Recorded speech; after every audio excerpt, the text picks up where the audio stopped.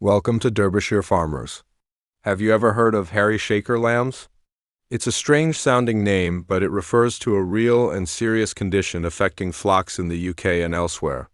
It's called border disease, and in this video, we're going to break down exactly what it is, where it comes from, and how it affects sheep, especially newborn lambs. Border disease is a viral condition that mainly affects sheep, though it can occasionally impact goats too. It's caused by the border disease virus, which is closely related to the virus responsible for bovine viral diarrhea in cattle.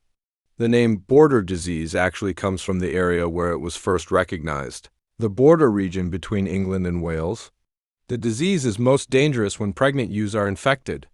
If a sheep catches the virus early in pregnancy, it can cross the placenta and infect her unborn lamb. This is where the real trouble begins. Instead of developing normally, the lamb's brain and nervous system can be damaged by the virus. And that damage leads to the classic signs we see at birth: small, weak lambs that tremble constantly and are often covered in an unusual hairy coat instead of proper wool. That's why farmers call them hairy shakers. These lambs usually struggle to stand, walk, or suckle. Many of them won't survive long without intervention, and even if they do, they may remain stunted or never thrive properly. On top of that, some of them become what's known as persistently infected. That means they carry the virus for life and shed it continuously, posing a constant risk to the rest of the flock. So now we know what border disease is and how it affects lambs, but how does it actually spread? And more importantly, what can farmers do to stop it from causing chaos in their flock? The virus is mainly spread through direct contact, that means from infected animals to healthy ones. The biggest danger comes from those persistently infected sheep we mentioned earlier. These animals might not look sick, but they're constantly shedding the virus in their saliva, their feces, even in their breath.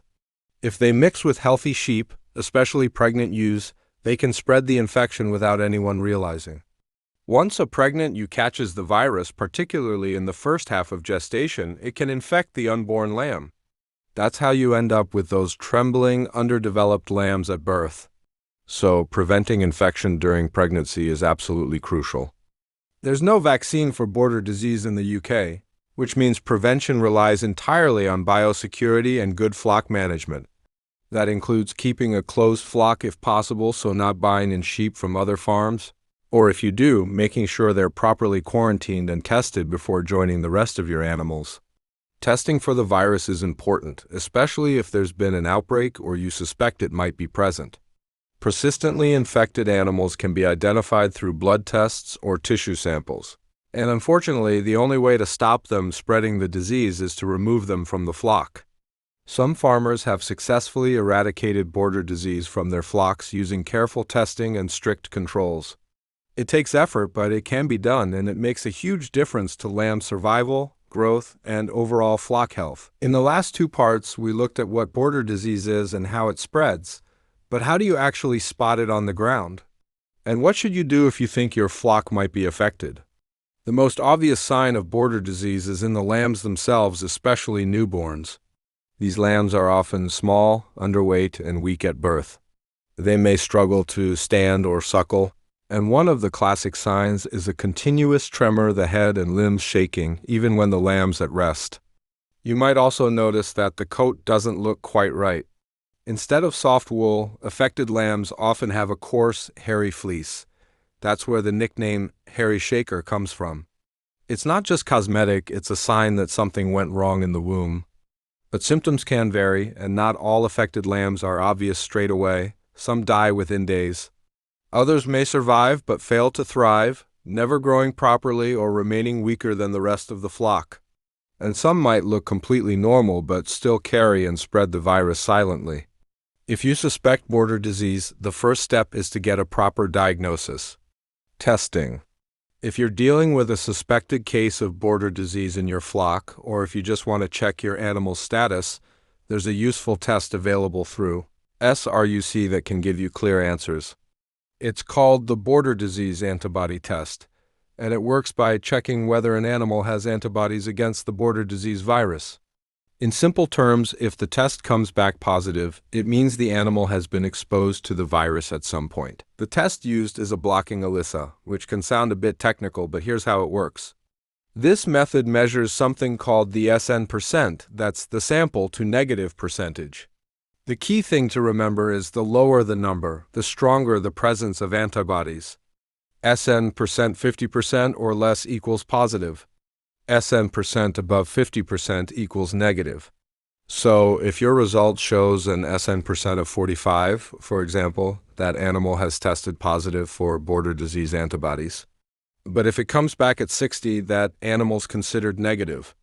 This is really helpful for flock management because if you're trying to identify animals that have been exposed or are possibly persistently infected, this test helps guide your next steps.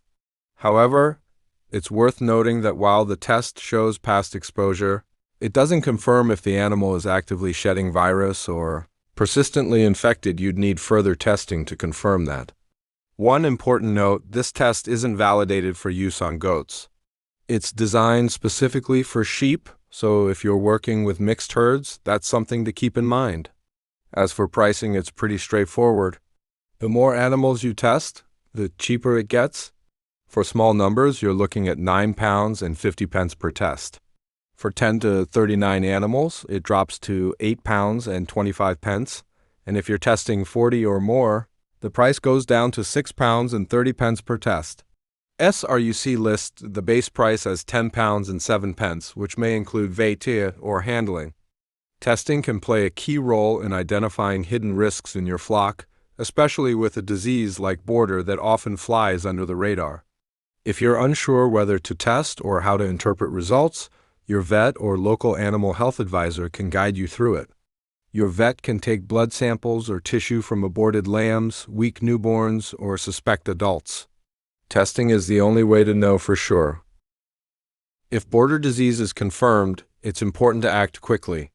Identify any persistently infected animals. They're the main source of ongoing infection. These animals will carry the virus for life, and sadly, the only effective option is to remove them from the flock. Going forward, you'll want to tighten biosecurity. Keep bought-in animals separate for a quarantine period. Avoid mixing with neighboring flocks and consider testing any replacements before they join your main group. Catching border disease early makes all the difference. With the right steps, many farms have cleared it completely and gone on to raise strong, healthy lambs year after year. If you found this series useful, don't forget to like and subscribe. We've got more videos coming on common sheep diseases, lambing tips, and farm health management.